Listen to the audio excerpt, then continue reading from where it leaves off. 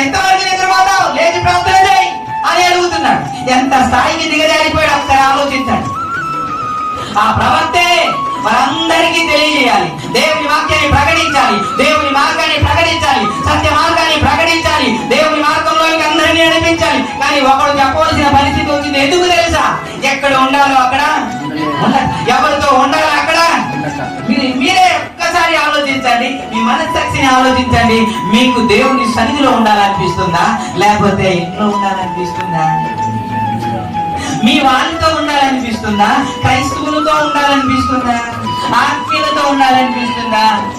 వదినా అని ఈ మాటలు మాట్లాడుకుని ఉండాలనిపిస్తుందా, లేకపోతే కూర్చుంటే దేవుని వాక్యం మాట్లాడుతూ మనము చేయాలనిపిస్తుందా?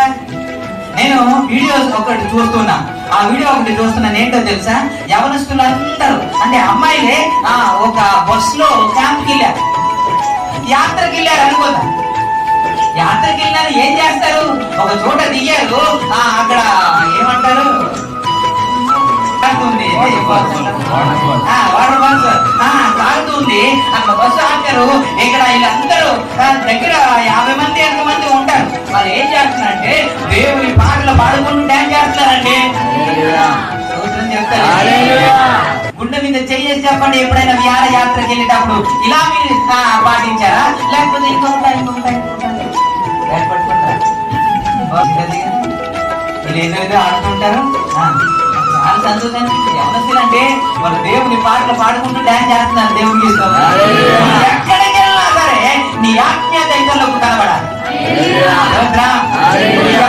ఎక్కడికి వెళ్ళినా సరే నీ పక్కన ఆత్మీయులు మాత్రమే ఉండాలి.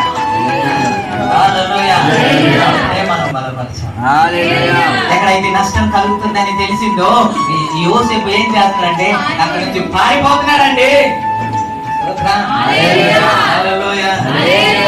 ఎవరింది చెబుతున్న మాట? పౌలు మాట్లాడుతున్న మాట కదా. పౌలు తిమోతికి రాస్తున్న మాట కదా.